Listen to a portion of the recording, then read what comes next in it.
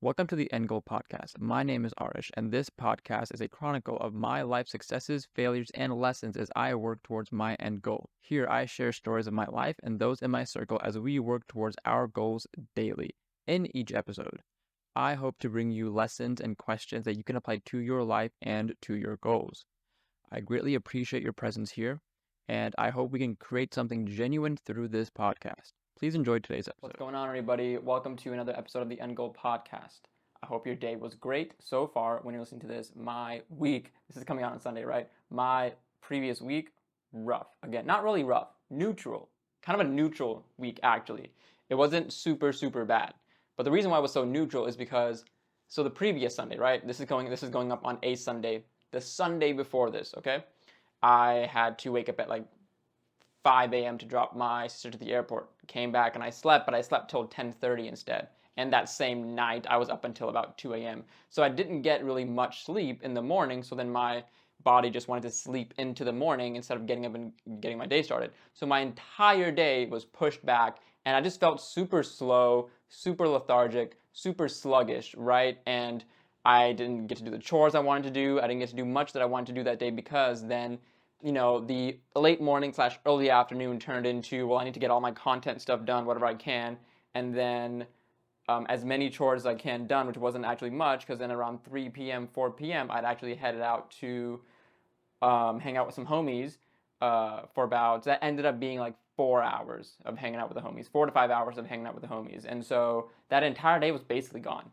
I didn't get cleaning done, I didn't get my chores done, I didn't get my week planned. Nothing happened that day, so it set my entire week off. I went to bed that night, woke up the next morning at like 7 or so. Or 7:30 or so, but I had to go to work. Didn't do my morning walk. So me not doing my morning walk then affected my entire day that day. Got work done, came back, blah, blah, blah, had some stuff to do, whatever it is. Tuesday happened. Woke up in the morning again. Felt super slow, super sluggish.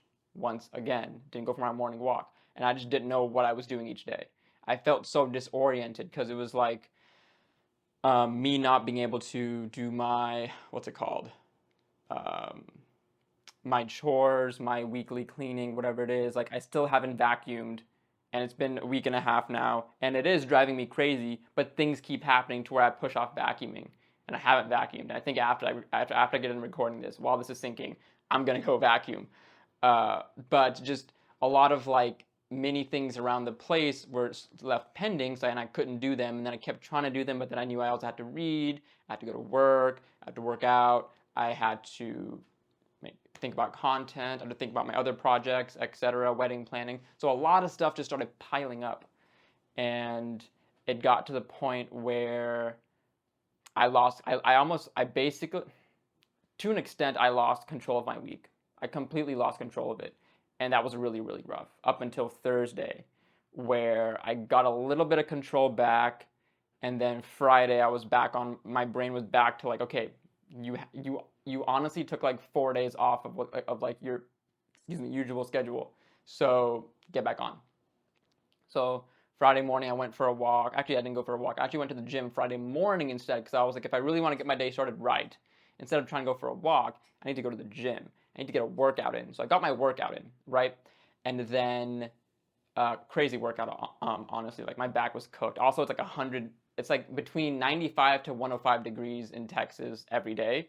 So, slight tangent, I feel like the excess heat is really just draining my energy throughout the day, because if I'm not at work in the office, I'm in my home office working. I have my window in front of me, and so there's just like heat coming through. Like, the AC is running, but the house isn't getting cold. I have all my fans running. It's not getting as cold. So my house stays at around 85 degrees right now, even though all the fans are on, everything like that. So I can't cool down. So I feel like this heat has just been like draining a lot of energy that I could have otherwise had and then used towards things. So I'm working on that now. I'm working on cooling my place down, and then I have more energy throughout the week. But going back to my Friday, I went to go work out, had a good day, watched Djokovic demolish Sinner, and then cooked my back, got a sauna session in, read in the morning, did everything I needed to do in the morning, came back, worked till about 4, went back outside for a walk, did not take anything in my ears, no phone. It was just me, my shoes, and my shorts. That's it. Went for a walk, came back, showered. Cold shower, by the way, because it's way too hot to be taking a hot shower right now. So cold shower, and now when I'm recording this, it's Friday when I'm recording this, but I feel good. I feel better. I feel more alive. I feel more energetic, and hopefully I can use this energy to go into the weekend and really tackle the weekend with some gusto, with some oomph, with some pump. You know what I'm talking about. I've already been rambling about my week. How has your week been? How has your week been? You doing okay? Getting your stuff done? Talk to me. What's going on? Did you read that book today? Did you go take that walk today? Did you go to that gym today? Did you do your stretches today?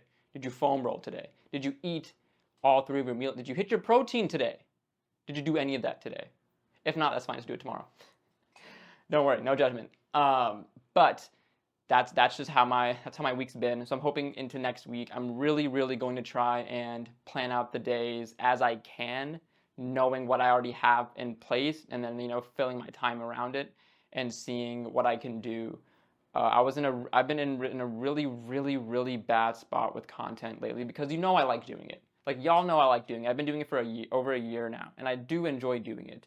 It's just really hard, and I feel like I talk about this every week. And so at some point I'll stop talking about it, so I don't sound like I'm complaining. But it's really hard to put so much time into something, or put time into something that you like, and then put it out there, and then nothing happens, or doesn't happen the way you expect, and you're like, well, I don't know if what I did had any effect. And then just moving on to the next one. That's just really hard for me as a person to do. I know there's a lot of people who can just do stuff, put out in the world, and then go on to the next thing they're working on. It's just hard for me to do that because I'm so result oriented. I'm so kind of, did that work? Because if that didn't, do I need to do something else, or do I need to keep doing that until it works? I'm really bad at that right now, and I've been going through just a lot of reshuffling in terms of how much time do I want to allocate to it, because I feel like I've been allocating a lot of time to content, trying to make it a main thing when it's still just a side thing. It's like a fun thing to do when I'm not working, right? It's not, I don't get paid through any of it. I don't get paid to do it. But I took it so seriously to where it started affecting obviously my mood and how much I like it, my mental, whatever it is. So I'm trying to reprioritize things, refigure out how I can do things, and still, put things out there. Maybe right now it's just not the time for me to try and push it as much. Maybe right now, I think right now I need to rediscover how I want to do content. Like, what is my quality like? What is my unique driver like? I think I need to take a step back and think about that instead of keep doing the same thing over and over again, and then trying to change it in the background. But I mean, it's not. I just don't have time I don't have time to keep doing it and change in the background. I need to stop doing it, work on things in the background, and then come back, revitalized, fresher, better content, hopefully unique content, different, creative, whatever it is. I think that's what I'm gonna do. I haven't decided yet, but I think that's what I'm gonna do, just because it's just easier with everything that's going on in my life. It's just easier to, it's the step that I need to take to pull back. I think that's the thing, right? I told you guys last week about I'm just doing so many things to where it just feels like I don't have control of any of them, and none of them are going anywhere because I'm doing so many things. I need to pull some things back and really focus on a couple of things at a time. That way, it's just better overall. So I think that's what I'm gonna work on. But I think what I really need to do, and what I've told you guys time and time again to do, and I don't do it all the time, right? I told you I do it mostly on the weekends, but not on the weekdays, is really just using my planner, because it's really hard to control your day when there's so many things going on. And I wake up in the morning forgetting what I have to do that day. I'll go to bed thinking about I need to do X, Y, Z today, and then I'll wake up and I'm like, oh, I need to do A, B, C today. And then halfway through the day, I'm like, oh shoot, what happened to X, Y, Z? Well, X, Y, Z would have been written down, I would have remembered, I need to respect the fact that I can't remember everything, and really put it down on paper and then stick to the paper. So I'm really going to make sure this entire week that I really, even if it's just, your mornings, nothing because you have to go to work. Well, when you come back from work, here's what you need to do, and then that's it. During work, here's what you need to do. That's it. Really be intentional with that. I really want to push that this week to prove to myself that you can have a good, productive week. That being said, that was my life spiel. I did want to share with you guys another little nugget from The Hidden Genius by Polina Mironova-Pompliano. Oh my God. Yo, if I could get Polina on the podcast to talk about this book, my life at this point would probably be the peak of my life at this point, because it would have been the peak of doing some sort of content that I enjoy, talking to somebody that I would love to learn from about a book of theirs that I'm reading that's helping me in life. It's literally just like full circle. It's literally just full circle. I need to be better though before I can have Polina on here, because I don't know. I don't think that conversation would go well if I just asked Polina to be on my podcast and I'm like, and then I'm just like stumbling through everything, you know? But I would love, she's actually one of the individuals on my list that I would love to talk to on this podcast that isn't like obviously in my circle. It would be a blessing. But anyways, so this snippet is from her section in the book, which is, it's about unlocking healthy relationships. No, sorry. It's about telling better stories. It's on page 74 of her book, Hidden Genius. So this snippet says, have you ever considered that your life has a protagonist, supporting characters, an interesting plot, obstacles, emotion, and conflict? Our lives possess all the elements necessary for a compelling story, but who is telling it and which parts do they choose to emphasize? And that was really interesting to me, because I've always talked to you guys about in my Who Am I 5-episode bundle that I believe that I am the protagonist of my life, right? I am the main character. Nobody else is the main character of my life. Okay, I am the main character of my life. I'm the protagonist, which means I have plot armor and I believe myself to do everything that I can. And there are supporting characters in my life, etc. But the purpose of my life is not to be the supporting character of yours, right? It is just might be a side quest of my life to be the supporting character of yours. Things like that. So I liked this because one thing that I'm really bad at doing, right? One thing that I personally am really bad at doing is telling stories. Storytelling. My storytelling my storytelling thing is just not on. Like, I don't have a funny, you know how people say they have a funny bone? I don't have a storytelling bone. Personally, I don't think I do. It's just not something that comes naturally to me in terms of telling a compelling story in a riveting, interesting, capturing way. I just lay the facts out there and I just say it straight, right? I don't embellish and things like that, or I try not to. So her chapter on storytelling, and that one specifically I liked because, you know, I do obviously have all the components of a story in my life. We all have the components of an actual story in our life because our lives are a story from birth to death. But where I found myself lacking and where I've identified my lacking is telling that story, identifying those obstacles, telling that story compellingly, telling that story to where somebody's going to want to listen and be intrigued and be drawn into what I'm saying. I just don't know how to do that yet. I don't know if I'll ever figure it out my own. That might be something that somebody else would have to teach me, because it's just hard. I just can't do it. But that was an interesting snippet that I thought, because it really spoke to me in terms of like my flaws, or one of the biggest flaws in my life, which is storytelling. And I say one of the biggest flaws in my life because what I'm trying to do with content is storytelling. And if I can't tell stories, I can't produce quality content. So that is something that I'm running into that I know I want to fix. It's just really hard because I don't know what storytelling entails. Like, I don't know the ABCs of that. As much as I try and watch videos on it, read books on it, whatever it is, it just doesn't like click in my head, or it hasn't clicked yet. I'm hoping it'll click at some point, right? It has to click at some point. Because if it doesn't, I'm out of luck. You know, I don't know what to do. So that being said, pick up Hidden Genius, dog. I'm telling you right now, you know how people have I go back to this book and reread this book every year because of something, like Ali Abdaal's reread or book that he has two of on hand to give to people is Show Your Work by Austin Kleon. And I get why, because Show Your Work was the instigator, the catalyst for my entire content journey and my entire online persona. But for me, I feel like Hidden Genius might be that book where I want to buy multiple copies of it and just give it to friends as they come over. Like, hey, you're interested in this? Here's Hidden Genius. Take this, go read it, go learn, go have a fun time. Just because I'm having a really good time in the book, I'm obviously flagging it and reading it intentionally. And because I'm reading it intentionally, it's really helping me just learn a lot. just do this one book. Polina Marino Pompiano, thank you so much for making this book. I really appreciate it.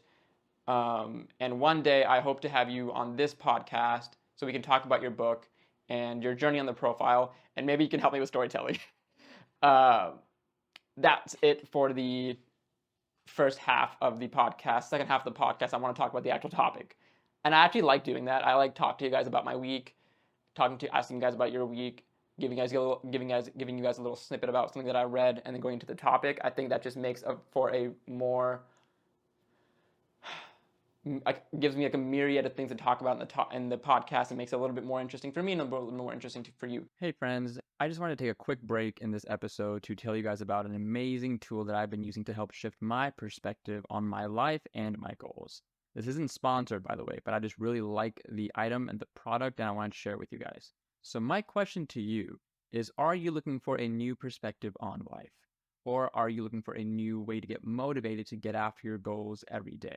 So the My Life in Weeks poster is an interesting visual representation of the average lifespan. The shaded part is every week that I've lived thus far in my life, and the open unshaded squares are the weeks that I have left to live up until my expected passing of around age 88 is kind of the expected just average span. The reason why I like this poster and why I don't think it's as morbid as it sounds is because it gave me a new perspective on how to view my life. If you look at the poster a little bit more closely, years 0 through 23 were just the years of education in my life in my infant phase, right?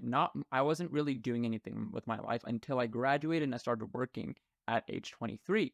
So starting from age 23 and up until age 25, which I am right now, I really only started my life for 3 years, which means I'm just in the infant phase of my life now, once again, and I have time to learn new things, try new things, and do new things. And I have so much more time left than I thought I had. I don't feel like I wasted 20 years of my life in a sense. I really just started 3 years ago. So that's how I view my life, is I'm just starting and I have so much more to do. If you're interested in getting a My Life in Weeks poster, check out the link in the video show notes and use code ENTRO at checkout to get 5% off your entire order. Once again, I want to reiterate, this isn't necessarily a sponsored segment. This episode is not sponsored, but it is just a product that I really enjoy, and I have the opportunity to be affiliated with this company to bring you guys this cool new tool, and I just really like it, and I thought maybe you guys would like it too. Today's topic is about doing what matters first. What does that mean, and why am I phrasing it like that? So we all have goals. We all have plans. We all have procedures that we need to follow in order to get to where we want to go. And the thing that I have fallen into the trap of, and so many people fall into the trap of, is one, procrastination, right? But two, not identifying the most important thing that needs to happen first. What we end up doing is we get stressed, we get anxious, we get worried about like the outcome of what we're doing right now, and we try and fill that stress and anxiety with like little mini tasks that we think, oh, if I do these 3 things right here, that means I can scratch 3 things off my list and I've been so productive today, I can feel better. Whereas you maybe should have spent that time doing one big thing that you've been putting off for like 4 days, but if you just sit down and do that one thing, that's the thing that will actually help you relieve your stress, help you get further in your process, and your getting closer to your goal, right? So doing what actually matters first, because there's a lot of things that don't matter, right? And what a lot of times we end up catching ourselves doing is pre-planning, excessively planning. Well, I don't really feel like doing the thing today, so I'm just gonna plan the thing today. Okay, so when are you gonna do it? Well, I'll put that in the plan, and then you don't put it in the plan, and then you just have a plan in place without an actual start date or an end date. You haven't given yourself a start date or a deadline. Therefore, you're not doing what actually matters. You know what I mean? So that's kind of the idea is. Okay, so how do you do what matters first? How do you identify that? And it's usually the thing that we don't want to do, because what you do want to do, you'll do easily. But what you don't want to do, it'll take you so much time to even get into it to then do it. Let me give an example. One of the most annoying things about me making my planners, me making my journals, me making me working on my new company right now, is that I love the design process. I love the planning and speculative process. I love the finding the mock-ups and all those things in sampling process. But the one thing that's hard to do is, okay, are you done? Okay, hit publish. Go get your keyword phrases for your title. Go get your description and put that description in there. Okay, you're done with that? Okay, now make 17 more with that exact same thing. The hard part for me is finishing the package to then put it out, because I'm so afraid that all this work that I put into, all this energy, all this creativity, all this time that I put into, and I put it out and nothing's going to happen. I will have spent 4 months of my life to put out something and nothing will happen. And that is the fear. So I don't do what matters, which is push it out there. Just put it out there, right? So what I need to do first is actually think about, when am I putting it out there? What does it need to look like when it's out there? And then backfill the rest of it. Does that make sense? Let me explain it in a little bit then. So say you're opening up an Etsy shop, right? Say you're trying to sell something online, whether it's a digital product or a physical product or whatever it is, or a print-on-demand product, whatever it is, right? There's certain components to your Etsy shop. And if you're starting a new one, you obviously have the profile pictures, you have your name, you have your banner, you have your description in your actual shop as to like who you are, what this is, whatever it is. You have all those like initial things. And then you have your actual listings. What are you going to put up there? Well, inside of the listing, you obviously have your title, and inside those titles, you have your keywords and your SEO, to where those keywords need to also be the same thing that people search. So your product comes up to them first. Then you need to have your mock-ups, your compelling images that show people like, here, click this. This is what it looks like, and then giving more information on it. Then you need to have a description, which is, persuading somebody probably to buy your item, and then also giving them information more on the item or your shop in general or whatever it is. Those are all things that go into it. So what matters first, right? And all of that. Well, I think there's two ways to look at it. First of all, what matters first is getting the shop up, right? So you need the name, you need the profile picture, you need the banner. Okay, well now I'm thinking about, okay, I need a compelling name, and I want my name to be XYZ. Okay, I need a compelling profile picture, and I need a good banner that kind of shows off what my company or my products are about. Okay, so what actually do you need to do? Think about what is important to me when I'm looking at something, right? Actually, scratch all that. What actually matters, right? You're like, what I told you right now is exactly how I thought about it initially, and then it hit me, right? What actually matters? Well, you need to get your name and get your business set up. You need to get your LLC set up, and then you need to get your bank account set up, and then you need to connect to your Etsy shop, and then you can start doing all these things. Because the actual admin behind it is the most important part. If you don't have the legal stuff behind it set up, if you don't have the financial stuff behind it set up, you could go make that shop, but then you have to deal with all this stuff afterwards, and that's not the fun stuff you want to deal with. I put off doing a lot of this stuff so much later than I should have, to where once things were like going, I was like, wait a minute, I feel like I forgot something important. Oh, I forgot to set up my actual entity. Like, I had the EIN, but where's my Texas LLC agreement? You know what I mean? So what matters first? In my opinion, anytime you're doing anything like business-wise, legal stuff, financial stuff first, then do everything else, right? While that stuff is happening, then do your creativity. Make your profile picture, make your banner images, get your like fonts that you want to use, get your creativity going while that stuff is happening. But if you try and do all your creativity stuff first and then do that, that's just going to push off your start date, because you don't want to go live without the legal stuff in the background like being taken care of. Because if you haven't gotten that taken care of yet, and then you go live, and then things work for you, start making sales, start making money, you're like, okay, where's this all going? Where's your business bank account? Right? Where is your bookkeeping service? It's just a lot to manage during it. So do it beforehand. That's one of the things that matters first, right? The second thing that matters first is before you even jump into what you actually want to do, you need to take the time and think, okay, how do I want it to look? How do I want it to feel? Who am I doing this for, right? That's what matters. Who am I doing this for? What am I doing it for? In this same Etsy example, you have your listings, right? How do I want my listings to look? What color schemes? If you look at Etsy, almost so many things are just bright. They're beige, white, light background mock-ups with the image in them most of the time. So do you actually think a dark purple background is actually going to help you stand out? Probably not actually. It's probably going to like deter. Speaking from experience, a dark purple background is not going to help your case. It's just going to deter. So then how do I need to set up the mock-ups? Okay, then look at the keyword phrases. Okay, well, let me go online and research. Let me make sure this product works before I put so much time and creativity into this product and it doesn't work. Actually do your research. That's all the stuff that matters first, right? The stuff that matters first is admin. The stuff that matters first is logistics. The stuff that matters first is financial. The stuff that matters first a lot of the times is not the creativity, unfortunately. The creativity can happen along the way, but if you try and do all the creativity up front and then you have all of this admin afterwards, you're just gonna like drop dead. You're going to probably fail or get set back or encounter an obstacle or whatever it is. So that's why I'm saying really take stock of what you're doing and do what matters first.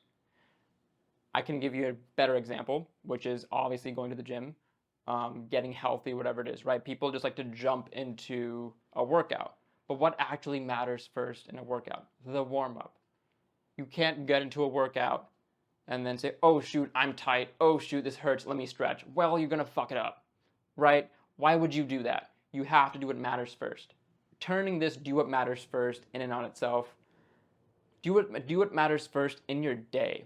When you're thinking about your day-to-day, what matters first to you when you wake up? That's what needs to get done. What matters first to that day, that's what needs to get done. For me, it's me getting up and getting out.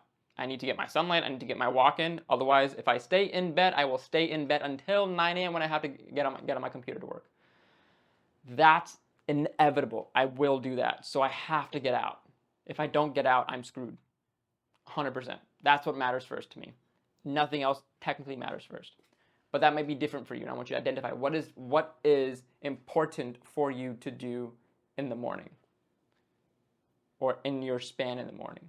If you feel like, oh, I don't have enough time to do everything that matters to me in the morning, make that time, right? Make that time to go for a walk, come back, brush your teeth, get your protein ready or get your breakfast ready. After your walk, stretch a little bit, warm up, blah, blah, blah, blah. If you don't have time to do all of that before you have to go to work, make time for that, right? I have a friend of mine who works 2 jobs, and when she told me this, I was hit with a shit ton of admiration because that's not me. I could not do what she's doing.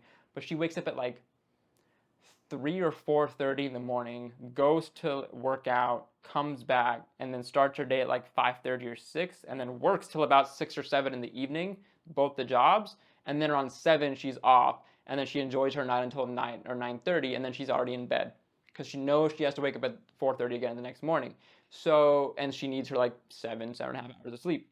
So that's doing what matters first, right? Getting up, getting my activity in because I know for the rest of the day I'm not going to be able to, and then at the end of the day I can just relax and sleep.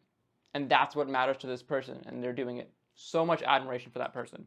That is kind of the topic of today, right? Is doing what matters first. So I want to ask you is, do you know what matters first in this goal that you're going towards? It's a very vague question. So I'll specify a little bit more, right? In your day-to-day, when you wake up, do you know what you need to do first thing in the morning? Do you know every week what needs to happen at the beginning of the week versus what needs to happen at the end of the week? Do you know what is important to you and what actually matters to you versus a lot of this fluff that we assume matters to us, that we think will help us get better and at the end of the day it won't? Do you know what that is? Because if you don't, it's time to write down, time to journal, time to get some activities in. I'm actually working on a little project right now that I'm hoping to debut to you guys in about, I don't know, maybe a month or so. Maybe by the last episode of this podcast, I'll have it ready. If not, I'll show you guys the concepts. How about that, right? I promise to you, viewers, that I will show you my newest project that I'm working on by the end of this first season of the podcast. Deal? Pinky promise? Cool. So I'll do that for you guys. But in return, all I need for you is for you to tackle your days efficiently, tackle your days intentionally. I hope that you, in how many other weeks we have left here together, I hope that you will have gotten closer to your goal. I hope that you will have learned something here. I hope that you will have enjoyed your time doing whatever it is you're doing. And if you don't enjoy what you're doing, find something else to do, right? Find a new goal that intrigues you. Find a new thing that makes you curious enough to spend all your time on it, but also get enough time to sleep. I hope you get all of that stuff in the next few weeks. If you do that, if you find that stuff for you, right? If you find something to take you towards your end goal, dope. And then I'll show you guys what I'm working on. That being said, I really appreciate